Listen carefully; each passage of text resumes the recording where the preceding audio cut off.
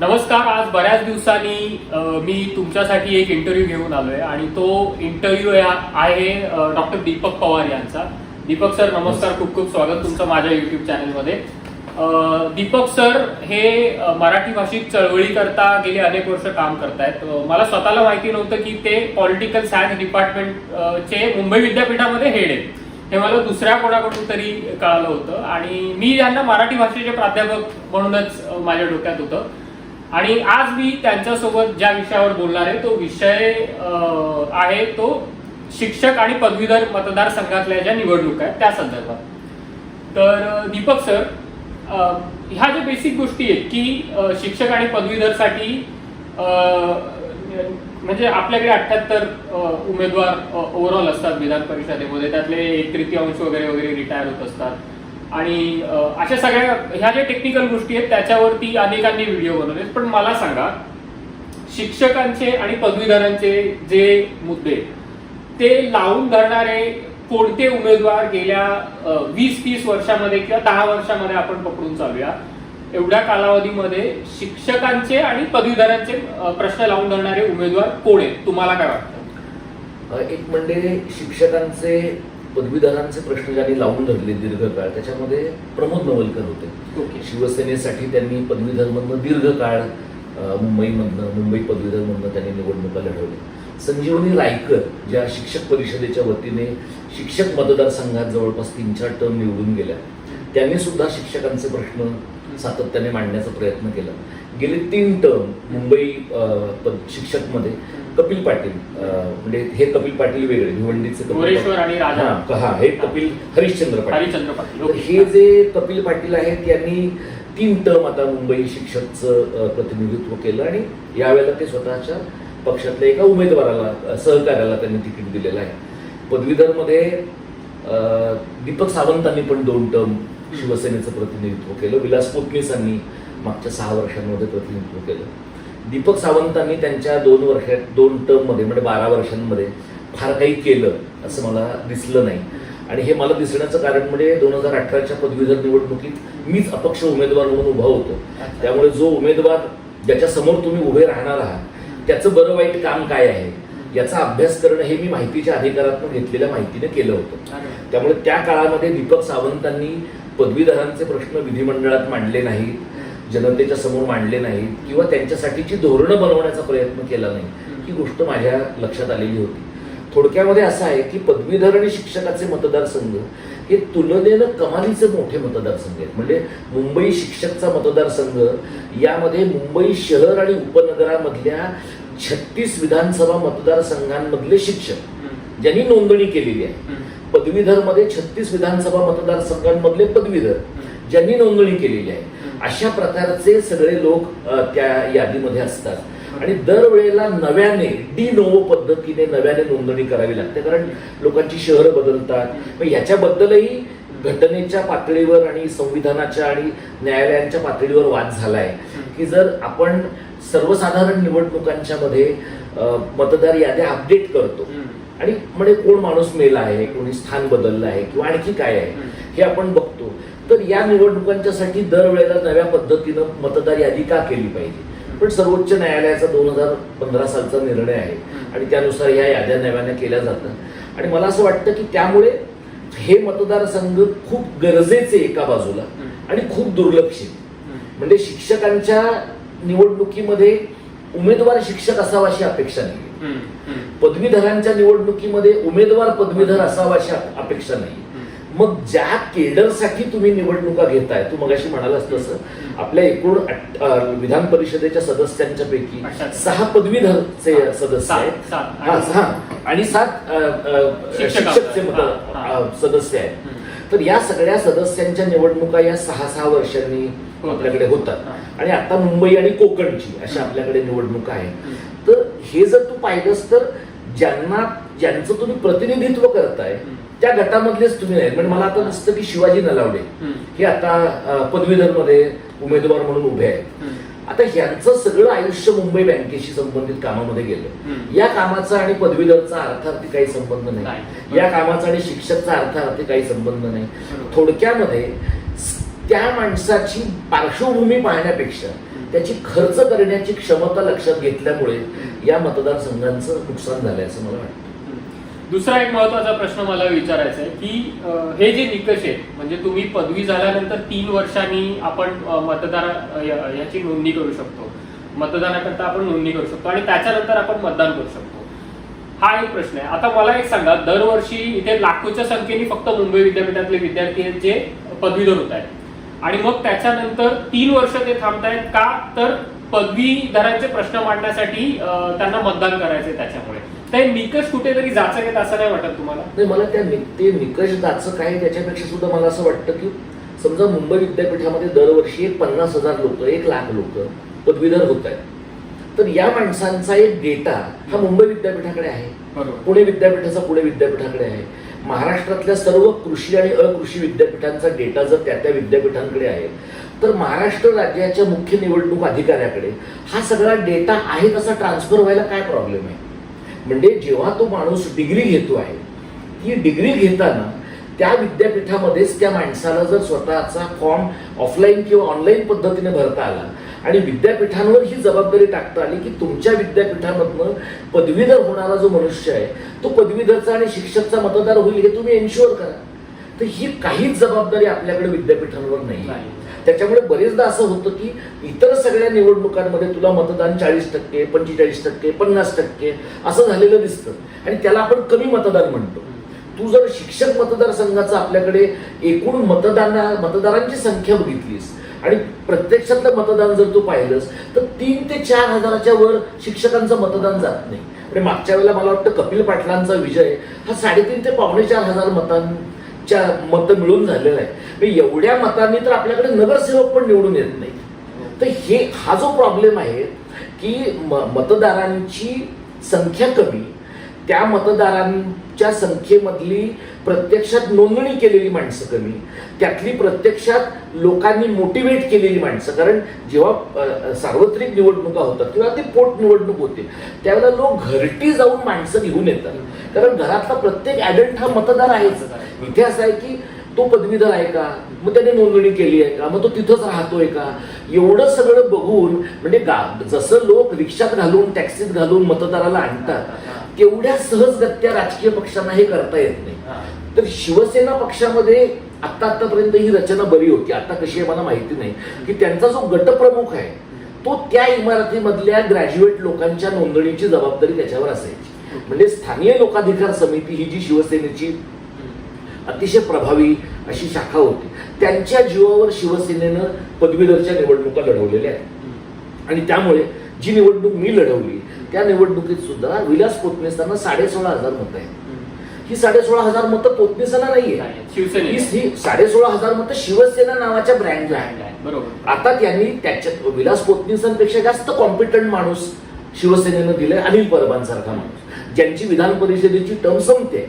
त्यामुळे विलास पोतनेसांना जर 16,500 मतं मिळाली असतील तर अनिल परबांची व्यक्तिगत करिश्मा आणि त्यांच्यासाठी कार्यकर्त्यांची काम करण्याची अधिक क्षमता, यामुळे त्यांच्या मागे अधिक मोठ्या प्रमाणात लोक जाण्याची शक्यता आहे. आता युजीसीनी म्हणजे मला नेमकं साल कोणतं असं एक हे धरून चालत नाही मी, पण शिक्षक आणि पदवीधर करता युजीसीने असा कोणता उपक्रम राबवलाय का की जेणेकरून म्हणजे मी असं खूप बघितलंय की एक मनसे एक पक्ष आहे किंवा शिवसेनेचा एक आपला स्वतःचा गट आहे आणि ते मुलांमध्ये मेसेजेस पाठवतात की आमच्याकडून तुम्ही नोंदणी करा वगैरे वगैरे. तसं युजीसी कुठे मतदार नोंदणीसाठी असा काही उपक्रम राबवते का? युजीसी करत नाही, पण निवडणूक आयोगाने, भारत निवडणूक आयोगाने इलेक्टोरल लिटरसी क्लब म्हणजे निवडणूक साक्षरता मंडळ सगळ्या कॉलेजेसमध्ये अनिवार्य केलेली आहे. पण प्रॉब्लेम असा आहे की या निवडणूक साक्षरता मंडळांना मार्क नाही आहेत. त्याच्यामुळे बऱ्याचशा कॉलेजेसनी असा एखादा बोर्ड घेऊन त्याच्यावर निवडणूक साक्षरता मंडळ असं लिहून टाकलंय. नॅक जेव्हा येतं किंवा आणखी एखादं इन्स्पेक्शन करणारी कमिटी येते तर त्यांच्या पुढे निवडणूक साक्षरता मंडळ आहे असं दाखवतं. मी प्रत्यक्षामध्ये महाराष्ट्राच्या निवडणूक अधिकाऱ्यांच्या बरोबर काम केलं तेव्हा आमच्या लक्षात आलं की जर 100 ठिकाणी लोक असं म्हणत असतील की आमच्याकडे निवडणूक साक्षरता मंडळ आहे तर ते प्रत्यक्षामध्ये 5च ठिकाणी आहे. आणि या निवडणूक साक्षरता मंडळांची जबाबदारी मतदारांची नोंदणी करून घेणे होतं. आता ही जी आहे ही सार्वत्रिक निवडणुकीच्यासाठी आहे, तर याला जोडून प्रत्यक्षात पदवी, आता कॉलेजेस ऑटोनॉमस झाली, स्वायत्त झालेली आहे, विद्यापीठं खाजगी स्वतंत्रपणे वागत आहेत. या सगळ्या ठिकाणी जर जिथे तुमची पदवी तुम्हाला मिळते आहे त्याच्या बरोबरीने जर तुमच्याकडनं अर्ज भरून घेतला गेला तुमचा पदवीधर मतदारसंघाच्या मतदान करण्याचा, तर मला असं वाटतं की UGCनं किंवा महाविद्यालयांनी किंवा विद्यापीठांनी जे काम करायचं आहे आणि जे प्रत्यक्षात घडतं आहे त्याच्यामधली जी दरी आहे ती कमी होऊ शकेल.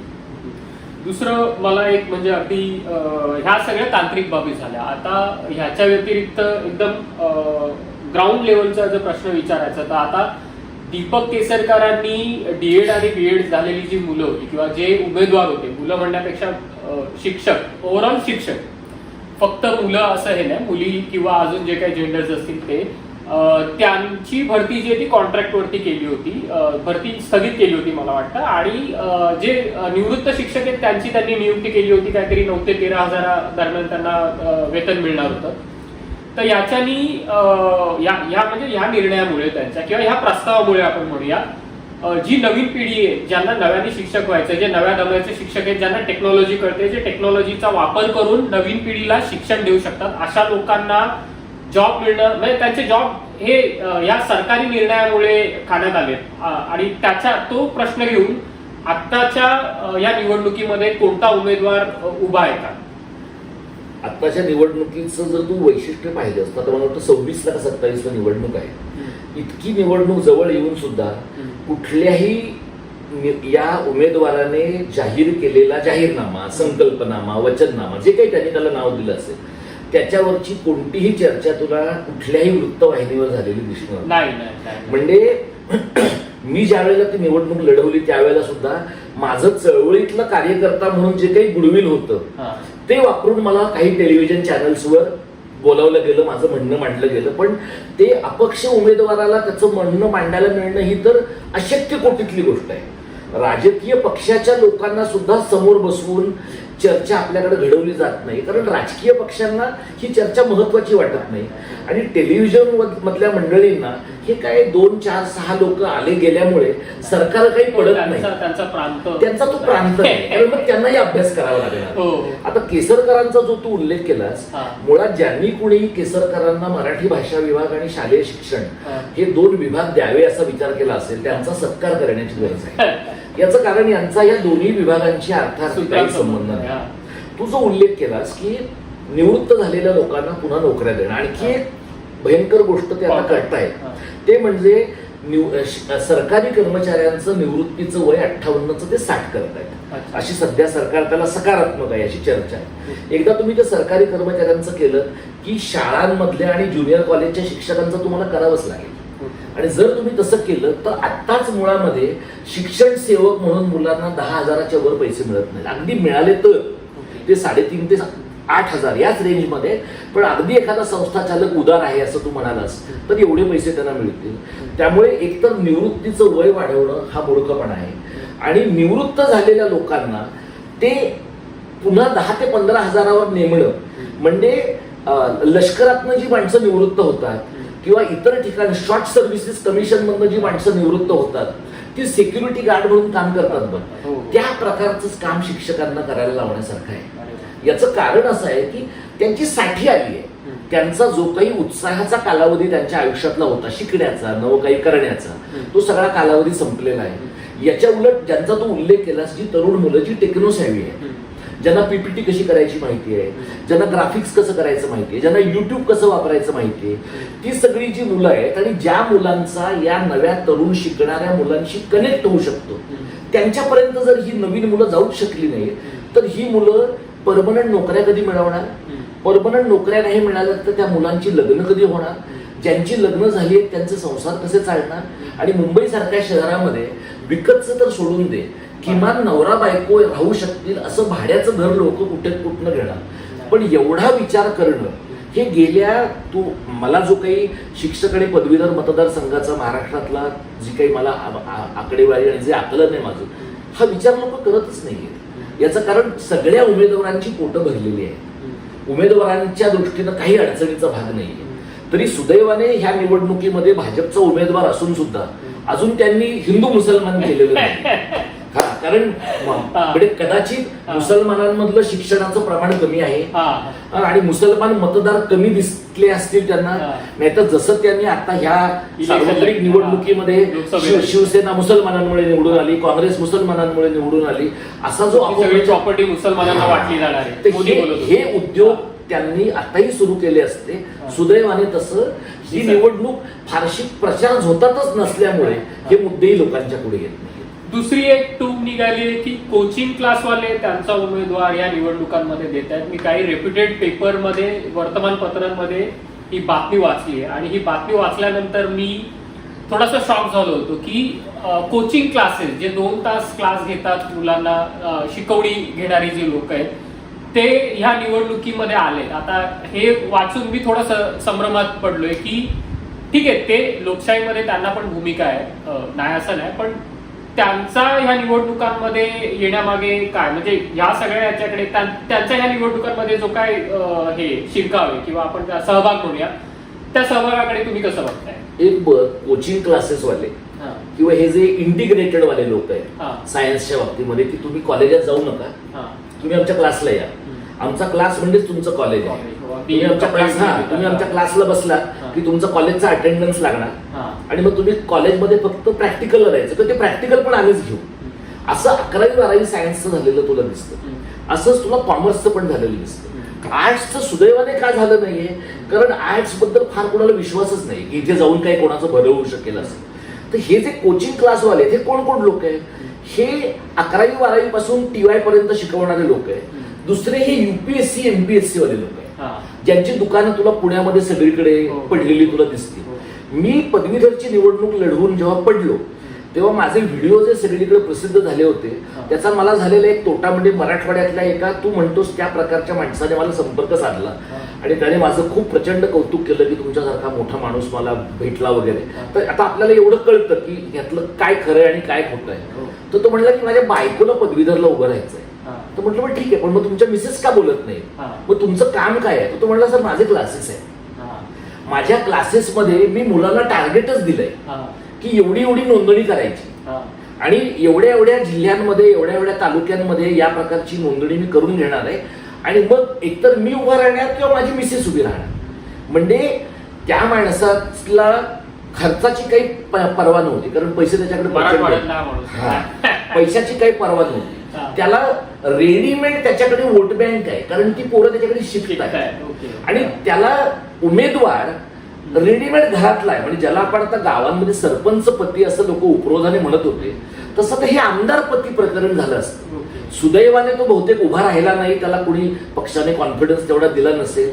पण ही अशी माणसं आहेत की जे लोक आपण वोट बँकेचं पॉलिटिक्स ना आपल्या विधानसभा लोकसभेच्या निवडणुकीच्या वेळेला बोलतो, हे एक वेगळ्या प्रकारची वोट बँक आहे. म्हणजे अमुक एका बँकेमधले बाबा 200 लोक नोंदवलेले आहेत, अमुक एका कॉलेजमधले 100 लोक नोंदवलेले आहेत. मी ज्या वेळेला पदवीधरची निवडणूक लढवली त्यावेळेला मी हे लोकांकडनं ऐकलंय आणि लोकांची तशा प्रकारची अपेक्षा माझ्यासारख्या कंगाल उमेदवाराकडनं पण होती की आमच्या शाळेला तुम्ही लॅपटॉप भेट द्या, आमच्या शाळेला तुम्ही फर्निचर भेट द्या, आमच्या शाळेला तुम्ही कॉम्प्युटर भेट द्या.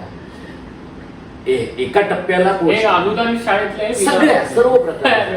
आणि असं आहे की विशिष्ट प्रकारच्या शाळांमध्ये किंवा उपक्रमांमध्ये लोक असं म्हणायचं की तुमच्या स्वागतासाठी आम्ही सभा बोलावतो, तर त्या सभेला साधारणपणे नॉनव्हेजचं जेवण खायला घातलं पाहिजे 200 माणसांच्यासाठी. म्हणजे हे वेगळ्या प्रकारचे भंडारेच आहेत. म्हणजे त्या आणि त्याच्यामध्ये मला मी जर चुकत नसेल तर एक 2-3 निवडणुकांच्या पूर्वी शिक्षकच्या निवडणुकीसाठी लोकांनी उमेदवाराकडनं तेव्हा आलेले नोकियाचे फोन घेतले, अगदी सुरुवातीच्या मॉडेलचे फोन घेतले. आणि म्हणजे ह्याच्यासाठी मी पैसे खर्च करण्याची गरज नाही. तुला जर वाटलं की हा बाबा ह्याच्यावर पैसे लावावा असा घोडा आहे तर कोणतरी पैसे लावतंय, त्याच्यासाठी तुम्ही त्या पॉलिटिकल एस्टॅब्लिशमेंटमध्ये तुमची एक बाजारात टाकण्यायोग्य किंमत असायला पाहिजे. म्हणजे एक तर तुम्ही पक्षात तरी असायला पाहिजे किंवा एक दुसऱ्या तरी स्वतंत्रपणे तरी काहीतरी करायला पाहिजे. मला आठवतं की मी जेव्हा ती निवडणूक लढवली तेव्हा एक बिल्डर उभा राहिला होता. तो उत्तर भारतीय बिल्डर होता, तो या पक्ष उमेदवार होता. पण त्याला इतका कॉन्फिडन्स होता की तो म्हणाला की माझ्याकडे 3000 मतं आहे आणि तो मला असं सांगत होता की तुमची मतं माझ्याकडे ट्रान्सफर करा, त्याचे एवढे पैसे घ्या. किंवा माझी मतं तुमच्याकडे ट्रान्सफर करतो, एवढे पैसे देतो, एवढे पैसे तुम्ही मला द्या. प्रश्न असा आहे की हे कसं गणित आहे? ह्याच्यासाठी तुम्हाला मतं कुठलं येतात? म्हणजे संस्थेतनं येतात का, पतपिढीतनं येतात का, शाळेतनं येतात का, बँकेतनं येतात का? ह्याचं काहीतरी एक लॉजिक तुम्हाला उभं करावं लागतं. हे जे आहे, आता हा जो माणूस बिल्डर आहे त्याचे काही 10-5 बिल्डिंग असतील, त्या बिल्डिंगांमधल्या माणसाने त्याचं घर जरी घेतलेलं असलं तरी ते त्याला मतदान करतील असं नाही. एखाद्याकडनं घर घेणं आणि एखाद्याला मतदान करणं दोन वेगळ्या गोष्टी. पण त्या माणसाच्या दृष्टीने हे लेजिटिमसीचा भाग होता. म्हणजे तो इतका कॉन्फिडंट आणि इतका रिलॅक्स होता की आता नाही झालं तर पुढच्या वेळेला होईल.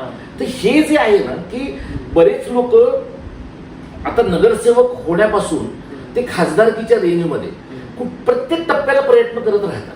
मग मध्ये पदवीधर येतं, मग ते पदवीधर मध्ये नेगोशिएट करतात किंवा मी उभा राहू का, तर तो उमेदवार म्हणतो की तू नको उभा राहू, पण तुझी 500 मतं आहेत ना ती माझ्याकडे कर. मग मी आपोआपच समाजसेवक होतो, आपोआप त्या भागामध्ये माझी पत वाढते आणि मग मी आमदारकीसाठी जरा प्रयत्न करतो, मग मी नगरसेवकाच्या पदासाठी प्रयत्न करतो.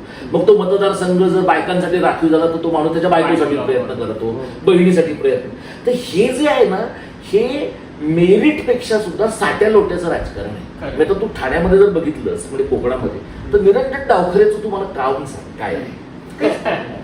म्हणजे अभिजित पानसे यांनी जेव्हा त्यांचा अर्ज भरला त्यावेळेला त्यांच्या पक्षाने काढलेलं स्टेटमेंट आणि त्यांचं बरोबर होतं की जो माणूस 2 टर्म आम्हाला दिसलेलाच नाहीये तो त्याला आम्ही तिसऱ्यांदा आमदार म्हणून का उमेदवारी म्हणजे मत द्यावं. पण 2 दिवसामध्ये त्या पक्षाच्या प्रमुखांनी त्यांचं मत बदललं. म्हणजे मला असं वाटतं की मनसे असेल, वंचित असेल, हे जे तुलनेनं परिघावरचे पक्ष आहेत यांच्या दृष्टीनं विधानसभेच्या मोठ्या लढाईच्या अगोदरची ही छोटी लढाई तुम्ही ही जर लढूनच नाही बघितली, लढवून हरून म्हणजे जे बसपमध्ये मायावती आणि काशीरामनी आधी पडायचं मग पाडायचं आणि मग जिंकायचं या तत्वाने त्यांनी करून पाहिलं. मला वाटतं हे करून पाहिलं पाहिजे. म्हणजे अभिजित पानसे हा चांगला दिग्दर्शक आहे, चांगली वेबसिरीज करणारा, चांगला सिनेमा करणारा आहे. पण हा माणूस जर उभा राहिला असता तर निरंजन डावखरेच्या विरुद्ध तो निवडून आला असता असं नाही, पण टक्कर तर झाली असती. तेही घडलं नाही. आता मुंबई शहरामध्ये कपिल पाटलांचा माणूस उभा आहे. शिवसेनेच्या वतीने जम्मू अभ्यंकर उभे आहेत जे सनदी अधिकारी होते. काही निर्णय येऊ शकेल पण शेवटी फाईट होणं गरजेचं आहे. नाहीतर मग लोक तुम्ही का कॉम्प्रोमाइज केलं अशा प्रकारचे. एक विचारायचं की निवडणूक आयोग प्रत्येक उमेदवाराला लोकसभेला किंवा विधानसभेला एक बजेट ठरवून देतं की तुम्ही किती खर्च केला ते सांगणं अनिवार्य आहे किंवा तुम्हाला एवढ्या लाखापर्यंत तुम्ही खर्च करू शकता. तर ह्या विधान परिषदेला तसं काही निकष आहेत नाहीये किंवा मग ह्या उमेदवारांचं ह्यांची पार्श्वभूमी तपासली जात नाही की हे कोण आहेत, त्याच्यानंतर हे पैसे कुठून आणतायत, कुठे लावतायत, काय याचंही ऑडिट होत नाही. आता घटनेमध्ये ज्या वेळेला ह्या 2 प्रकारच्या मतदारसंघांची चर्चा झाली आहे त्यावेळेला असं गृहीत धरलेलं आहे की हे थोडे एलिट मतदारसंघ आहे, थोडे पदवीधर आहेत, म्हणजे जरा थोडे शिकले सवरलेले आणि समाजाचा साकल्याने विचार करणारे आहेत. शिक्षक म्हणजे तर लोकांना ज्ञान देणारे आहेत. आता घटनाकारांनी जेव्हा कधी हा विचार केला असेल आणि आजच्या घडीला तेव्हाचे पदवीधर वेगळे होते. आताचा तू पदवीधर जो व्हॉट्सअप विद्यापीठाचा पदवीधर आहे तो जर तू पाहिलास तर तो अगदीच भुरट्या चोरासारखा. मी बघतोय रोज लोक बघतोय मी की त्यांचं काहीतरी भलतंच असतं. शिक्षकांचं तू जर पाहिलंस तर म्हणजे मी त्या पेशात गेली 28 वर्ष, पण इतक्या वेगवान पद्धतीने या पेशाचं अवमूल्यन झालेलं आहे. म्हणजे शिक्षकांचे पगार जसजसे वाढलेले आहेत तसतशी शिक्षकांची विद्यार्थ्यांशी पेशाशी असलेली बांधिलकी अत्यंत ढासळलेली आहे. आता या परिस्थितीमध्ये खर्चावर काही मर्यादा नाही. आणि आता तू बघितलंस तर शिवसेना पक्षाचं म्हणजे नुसतं मी मुंबईपुरतं तुला उदाहरण देतो की इथे त्यांच्याकडे केडरच आहे. म्हणजे त्यांना बाहेर जाऊन तू 500 रुपये घे, तू मतदान करायला, असं काही करावं नाही लागत. त्यांना फक्त शाखेत सांगायचंय की ह्या इमारतीमधनं 50 माणसं आपली जी आहेत ती बाहेर आली पाहिजे. तर हे जे आहे ही 2 निवडणुकांच्या मध्ये त्यांनी जी गुंतवणूक केलेली आहे त्या गुंतवणुकीचा हा परतावा आहे. आता माझ्यासारख्या अगदीच लोकवर्गणीतनं निवडणूक लढवणाऱ्या माणसाला मागच्या निवडणुकीला 12-13 लाख रुपये लागले. त्यातले माझे 1.5 लाखच होते. लोकवर्गणीतनं 11-12 लाख रुपये आले.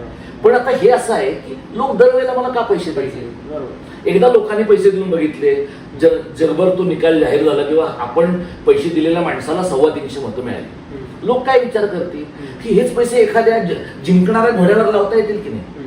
पण मी ज्याला निवडणूक लढवली त्यावेळेला माझ्यासोबत निवडणूक लढवणाऱ्या दुसऱ्या एका पक्षाच्या उमेदवाराने 80 लाख रुपये खर्च केले होते.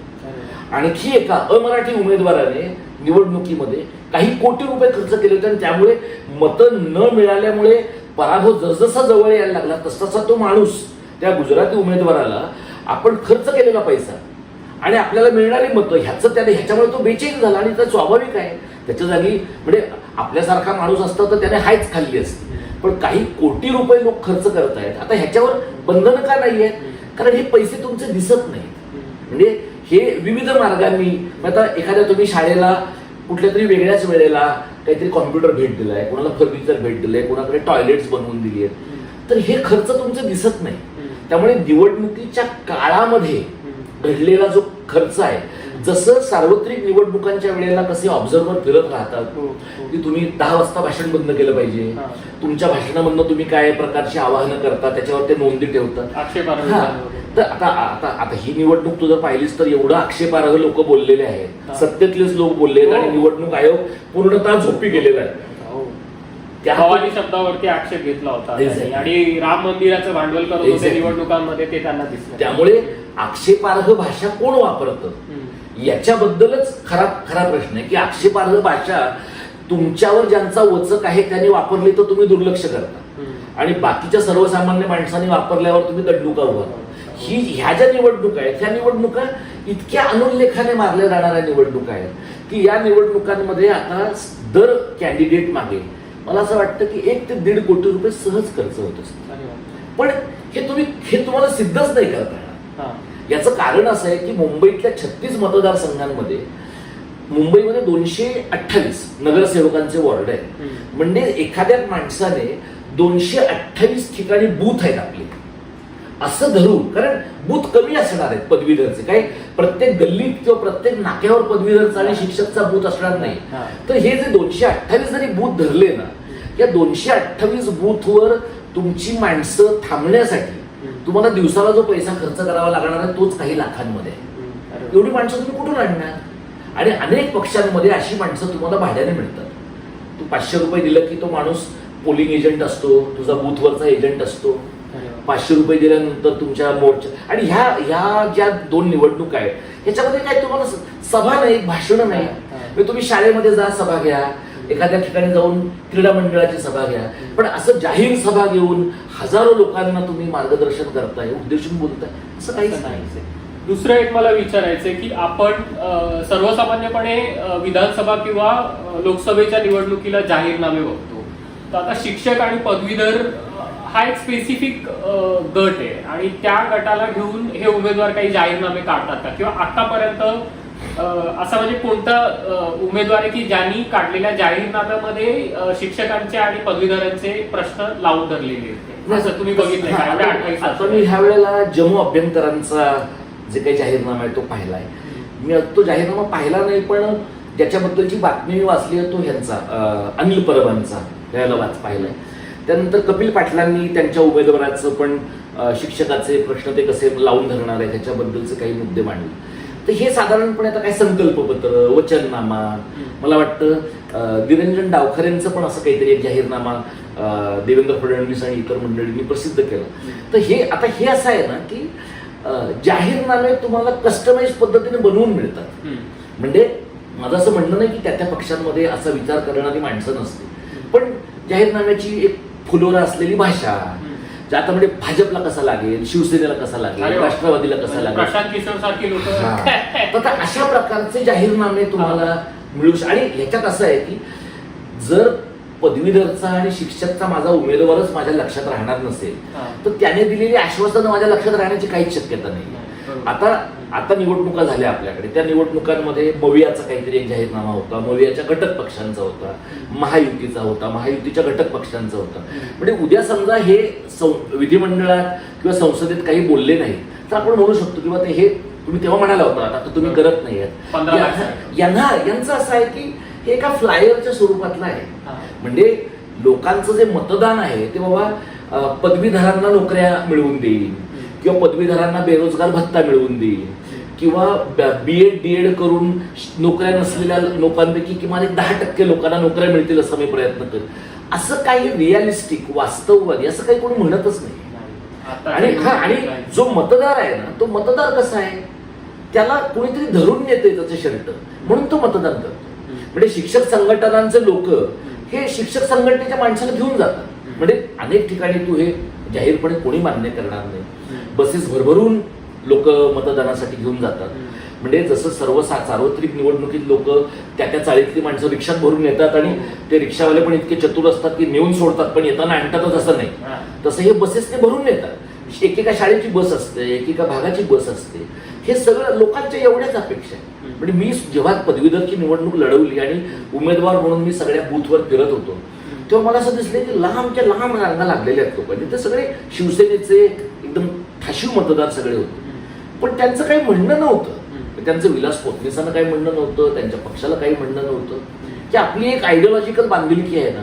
आता भाजपचं पण तू पाहशील की भाजपच्या उमेदवारांना जो मतदान करणार आहे त्याची काही किरण शेलारांकडनं काही अपेक्षा असते असं नाही. ते म्हणते आम्ही संघाचे आहोत, आम्ही भाजपचे आहोत, आम्ही आमच्या माणसासाठी मतदान करणार.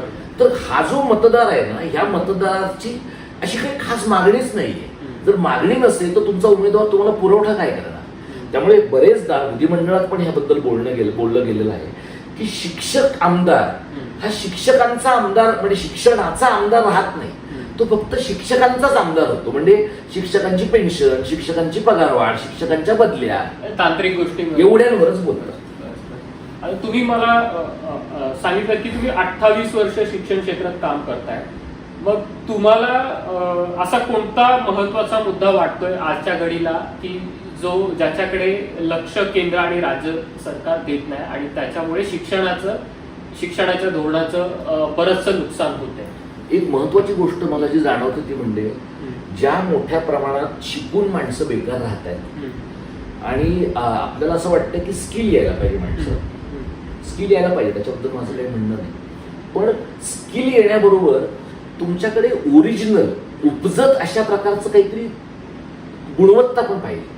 आणि ती गुणवत्ता जर तुमच्याकडे नसेल तर तुम्ही शिकता पण तुम्ही अनस्किल्ड तरी राहता किंवा तुमच्या बुद्धिमत्तेचा पुरेसा वापर तरी होत नाही. ही जी प्रचंड मोठ्या प्रमाणातली बेकारी आहे ना, या बेकारीचं काय करायचं हा मला मोठा प्रश्न वाटतो. आणि याच्या बाबतीमध्ये अमुक सरकार सत्तेत आहे किंवा तमुक सरकार सत्तेत आहे हा प्रश्न नाही. महाराष्ट्रात तू बघितलंस तर BEd आणि DEd करून बेरोजगार झालेली 8 ते 10 लाख माणसं आहेत, मुलं आहेत. या मुलांनी कुठं जायचं?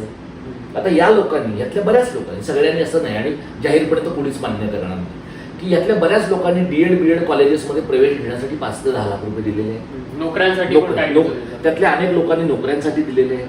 बऱ्याच ठिकाणी तर अशी अरेंजमेंट आहे की शिकण्यासाठी आई बापाने पैसे द्यायचे, नोकऱ्यांसाठी सासू सासऱ्यांनी पैसे द्यायचे. एका घरामध्ये मुलगा आणि मुलगी दोघेही BEd असतील आणि त्यांना परमनंट नोकऱ्या मिळाल्या तर लोक एकदम खुशच होऊन जातात.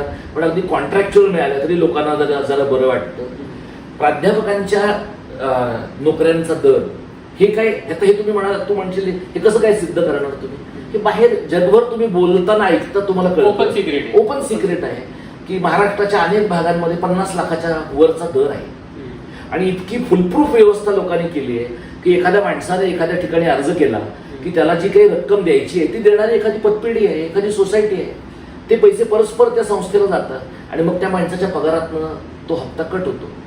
अशी जर व्यवस्था असेल तर ट्रॅफिक पोलीस किंवा साधा एखादा पोलीस तो जर पैसे देऊन हवालदार झाल्यावर तो सिग्नलला नाही उभा राहणार ना, तो कोपऱ्यातच उभा राहणार. कारण लोकांनी जाणीवपूर्वक नियमांचं उल्लंघन केल्याशिवाय त्याला पैसेच मिळणार नाही. असं जेव्हा घडतं तसंच प्राध्यापक आणि शिक्षकांच्या बाबतीत लागू आहे.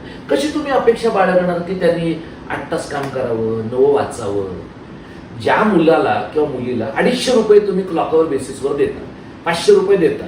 अनेक मुलं तुला दिसतील महाराष्ट्रातल्या अनेक विद्यापीठांमध्ये की ज्यांचा या वर्षाचा पगार पुढच्या वर्षी येतो, कारण त्यांचं अप्रुव्हल संबंधित ऑफिसेसमधनं लवकर येत नाही.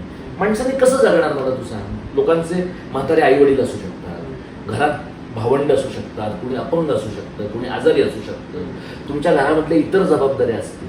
म्हणजे अशा प्रकारची वर्ग व्यवस्था शाळा आणि कॉलेजेसमध्ये निर्माण झाली आणि विद्यापीठांमध्ये की 2.5-3 लाख रुपये पगार कमावणारे प्राध्यापक एका बाजूला आणि ज्यांना पुढच्या दिवसाची पण शाश्वती नाही आणि जे क्लॉकवर बेसिसवर 500 रुपयात नोकरी करतात असे लोक दुसऱ्या बाजूला.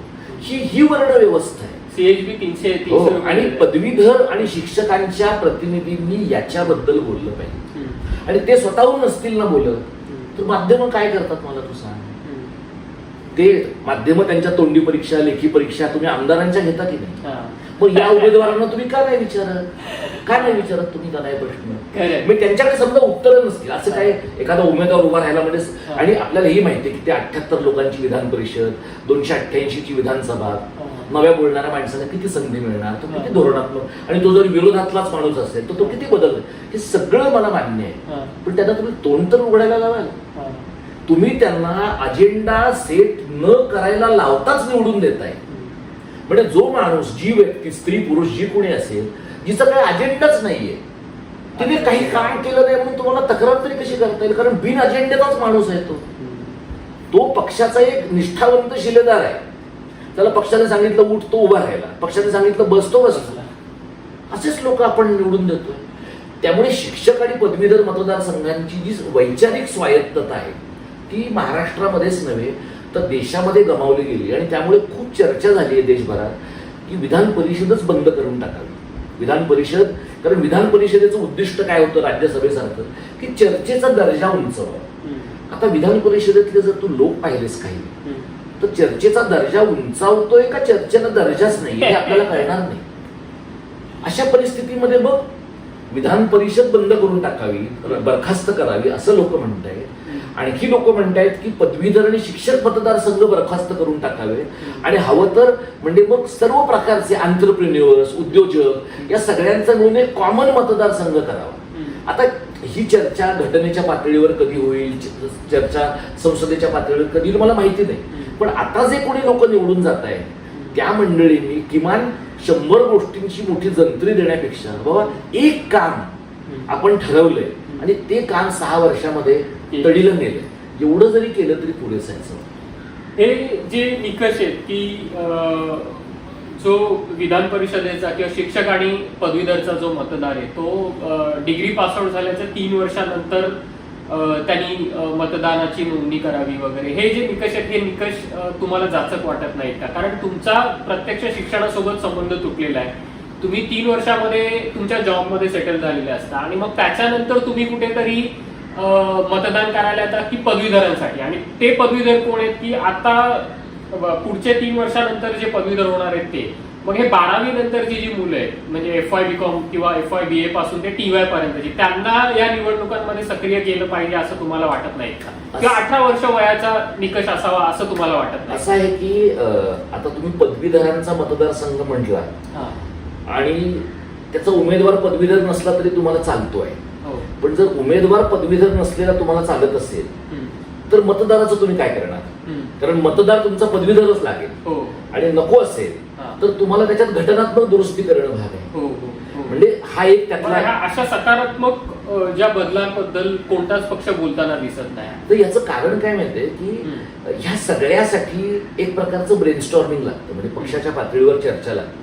तू पक्षाच्या पातळीवर जर बघितलंस तर सगळ्या पक्षांच्या विद्यार्थी संघटना, युवा संघटना ह्या जर पाहिल्यास तर त्या पक्षातल्या राजकीय पुढाऱ्यांच्या मुलांना आणि मुलींना वाहिलेल्या आहेत. त्या का वाहिल्यात? आता महाराष्ट्रात उलट पाहिजे तर गेल्या 25 वर्षात आपल्याकडे निवडणुकाच झाल्या नाही. निवडणुका जर झाल्या नाही तर तरुण मुलांमधलं नेतृत्व येणार कसं? आणि ह्यांचा आक्षेप काय आहे की निवडणुकांमध्ये गैरव्यवहार होतात, मुला मुलींचं अपहरण होतं. आणि हे तर आता लोकसभेला पण होतंय, विधानसभेला पण होतंय. याचा अर्थ ते कॉलेजेसमध्ये व्हावं असं माझं म्हणणं नाही.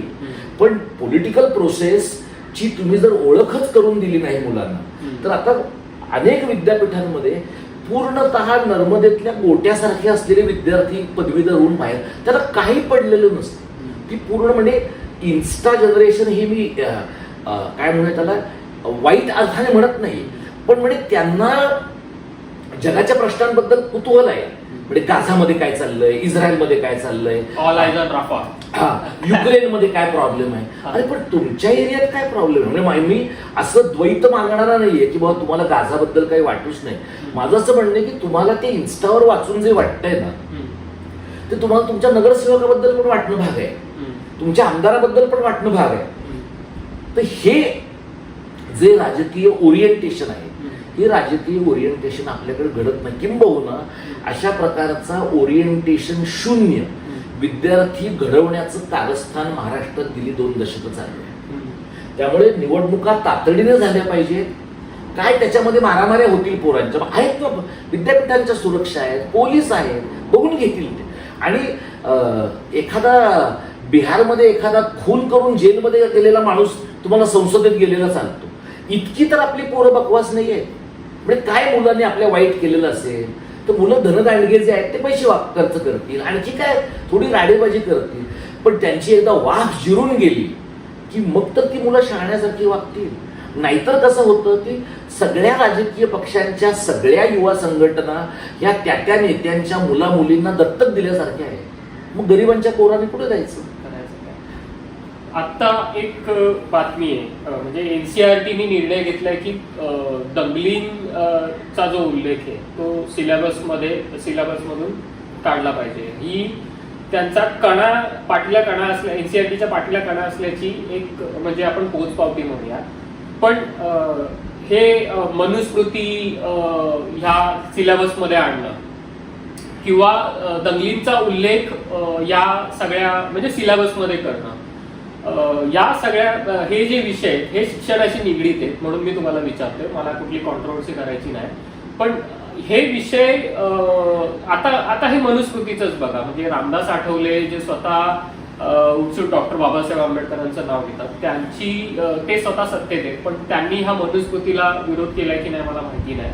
पण हे मनुस्मृतीचं प्रकरण जे ते कोणी आणलंय, म्हणजे त्याला एक असा चेहरा दिसत नाही की फडणवीस येऊन त्याचं समर्थन करतायत किंवा फडणवीस सांगतायत की नाही हे जे दंगलीचं जे प्रकरण आहे ते काढलं गेलं पाहिजे.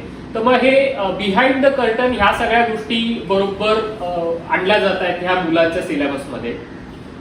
ह्या सगळ्या म्हणजे हे एक टोक आहे, ही सुरुवात आहे, ह्याचा शेवट तुम्ही कुठे बघताय?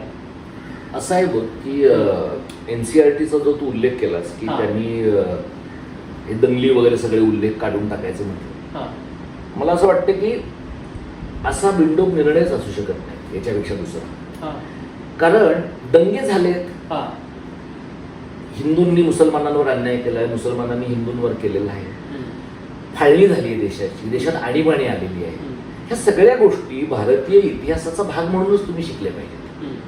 आणि त्यांचं जे त्या संचालकाने जो युक्तिवाद केला की मुलांना सकारात्मक पद्धतीने सगळं शिकवलं गेलं पाहिजे, तर मला असं वाटतं की सकारात्मक पद्धतीने शिकवलं गेलं पाहिजे म्हणजे काय, वाईट घडलेलंच नाही असं सांगून सकारात्मक पद्धतीने शिकवणं, आणि वाईट घडलं आहे पण तरीही आपल्याला एकमेकांशी बंधुभावानेच वागायचं आहे, भगिनी भावानेच वागायचं आहे हे सांगणं हे अधिक प्रगल्भपणाचं लक्षण आहे. म्हणजे बाबरी मशिदीच्या निमित्तानं दंगल झाली की नाही, तर दंगल झाली. मुंबईत झाली की नाही, झाली.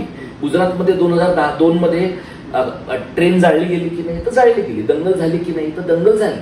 हे सगळं लोकांना सांगताना तुम्ही तटस्थता आणि तुमची वैचारिक पूर्वग्रह दूषितता टाळणं हे जितकं तुमच्या शिक्षकाला नीट जमेल तितका तो निर्णय किंवा तितका तो विचार लोकांच्या पुढे नीट जाणार आहे. तू मनुस्मृतीचा उल्लेख केला, रामदास आठवलेंनी मला वाटतं त्याचा निषेध केलाय कुठेतरी, पण कदाचित तोही निषेध त्याने एखाद्या चारोळीतनंच केलेला असल्यामुळे तो किती सिरियसली घेतला गेला असेल मला माहिती नाही. पण हे कसं आहे, मला असं दिसतं की मनुस्मृतीच्या बाबतीमध्ये की हे मला असं दिसतं की हे ट्रेलर आहे, एका विशिष्ट विचारसरणीच्या मंडळींचं एक ट्रेलर आहे की जरा हे टाकून बघूया काय रिॲक्ट करतात लोक, जरा मारामाऱ्या होतात का. आता त्या सगळ्या गोळामध्ये काय झालं की ते जितेंद्र आव्हाडांनी ते मनुस्मृतीचं पुस्तक जाळताना बाबासाहेबांचा फोटो जाळला गेला. आता जितेंद्र आव्हाड हे इतके उत्साही गृहस्थ आहे की त्यांनी जाळण्याच्या आधी 1 सेकंद बघायला काहीच प्रॉब्लेम नव्हता, किंवा ते वरचं कव्हर बाजूला काढून आतलं पुस्तक जाळायला पण काही हरकत नव्हती. मुळामध्ये ज्या माणसाने मनुस्मृतीच्या पुस्तकावर बाबासाहेबांचा फोटो टाकलाय तेच जर नीट एकदा तपासण्याची गरज आहे की मनुस्मृतीच्या पुस्तकावर बाबासाहेबांचा फोटो असण्याचं काहीच कारण नव्हतं. पण आता त्या सगळ्या वादात असं झालं की मनुस्मृती जाळणं हा मुद्दा बाजूला राहून जितेंद्र आव्हाडांनी काय घोळ घातला, इकडे सगळं डायव्हर्शन झालं. आता हे मागे भाई संगारेंच्या बाबतीमध्ये पण झालं. भाई संगारेंनी पण जाऊन तिकडे ते जाळलं, त्याच्यात ते स्वतःच जळून त्यांचा मृत्यू झाला.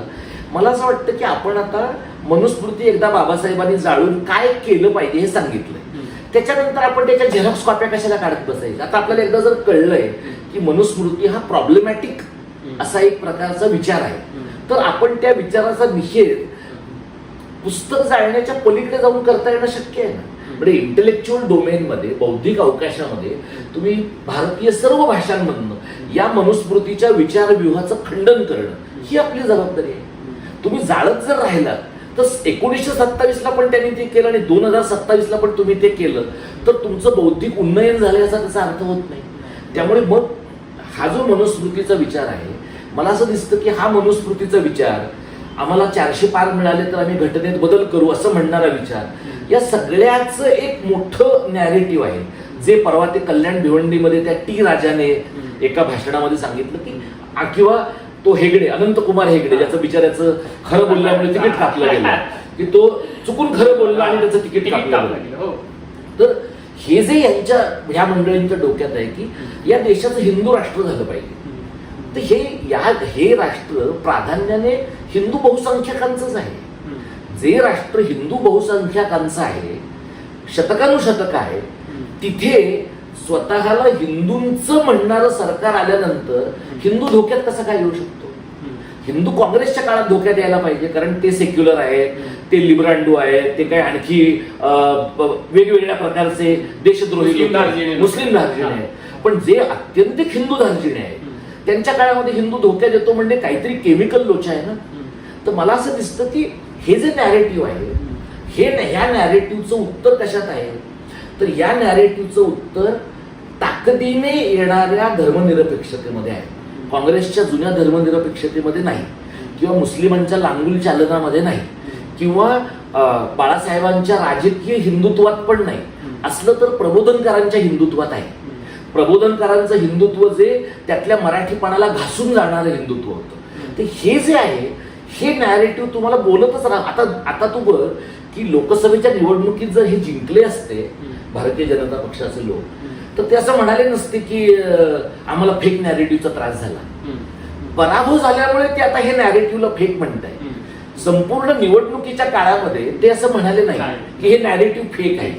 त्यांना असं वाटलं की फेक ऑर नॉन फेक आपला विजय नक्की आहे. आणि त्यांना महाराष्ट्रातनं आणि उत्तर प्रदेशातनं एवढा प्रचंड मोठा दणका बसला, आणि तोही फैजाबाद सारख्या ठिकाणावरनं बसला की त्यांचीच रामावरची भक्ती कमी व्हावी अशा प्रकारची परिस्थिती निर्माण झाली. हा प्रॉब्लेम आहे. जय जगन्नाथ. आणि म्हणून मला असं वाटतं की काय पुढचा विचार आहे, तर पुढचा विचार हा खऱ्या अर्थाने संघराज्याची भूमिका समोर मांडणारा भारत, भाषिक वैविध्य जपणार. कारण भाषिक वैविध्य तुम्ही जपायला घेतलं की हिंदुस्तान हे जे नॅरेटिव्ह आहे ते आपोआप मोडून पडतं. महाराष्ट्रामध्ये शिवसेनेला हे 34 वर्ष उशिराने कळलं. म्हणजे उद्धव ठाकरे इंडिया आघाडीच्या सभेत मुंबईत म्हणाले की यांना डोक्यावर आम्हीच बसवलंय, हे आमचंच पाप आहे. आणि हे महत्वाचं आहे की भाषेचा अजेंडा आणि धर्माचा अजेंडा जर एकमेकात मिसळला तर धर्माचा अजेंडा भाषेच्या अजेंड्याला गिळंकृतच करतो. हे शिवसेनेला आता इथपर्यंत पाणी आल्यावर कळलं. राष्ट्रवादीला पण कळालंय. म्हणजे राष्ट्रवादी हा काही राष्ट्रवादी पक्ष नव्हे, तो महाराष्ट्रवादीच पक्ष आहे, तो प्रादेशिकच पक्ष आहे. पण पवार साहेबांचं नेतृत्व मोठं असल्यामुळे ते त्याला मोठा पक्ष म्हणत गेले. पण हे महाराष्ट्रातले 2 प्रादेशिक पक्ष आहेत. मला जी दिशा दिसते ती अशी की यानंतरच्या काळामध्ये या पक्षांनी त्यांच्यातली जी वैचारिक भुसभुशीतपणा त्यांच्यातला जो आहे तो घालवणं, वैचारिक ताकद प्राप्त करणं आणि महाराष्ट्र धर्माच्या दिशेने आणि धर्मनिरपेक्ष भारतीय राजकारणाच्या दिशेने वाटचाल करणं फार आवश्यक आहे असं मला वाटतं. हे होते दीपक पवार सर. आणि त्यांनी कॉलेजमध्ये इलेक्शन कमिशन किंवा जे नॅकचे जे प्रोफेसर्स असतात, नॅकची जी लोक असतात, ती ज्या वेळेला येतात त्यावेळेला ते इलेक्शनची साक्षरता दाखवणारी मंडळं वगैरे वगैरे अशा सगळ्या गोष्टींबद्दल त्यांनी आपल्याला हा नवीन मुद्दा जो आहे तो मला कळाला. मी स्वतः CHB चा प्राध्यापक होतो, त्याच्यामुळे ह्या सगळ्या गोष्टी माझ्यासाठी तरी आता नवीन होत्या. त्याच्या व्यतिरिक्त हे जे पदवीधरचे आणि शिक्षक मतदारसंघाचे जे निकष आहेत त्या निकषांवर आपण बोललो. त्याच्या खर्चाचा कुठे ऑडिट नसतो आणि म्हणजे आपण सगळे भारतीय आहोत हे दाखवणारा एक सगळ्यात महत्वाचा समान दुवा म्हणजे जसं आपण म्हणजे लोक आपल्या उमेदवाराकडे काहीतरी अपेक्षा करतात की तुम्ही आम्हाला हे द्या ते द्या, तेच त्याचंच प्रतिबिंब आपण या सगळ्या निवडणुकांमध्ये पण बघतो की शाळांना फर्निचर किंवा कम्प्युटर लॅपटॉप तुम्ही आम्हाला गिफ्ट द्या वगैरे वगैरे.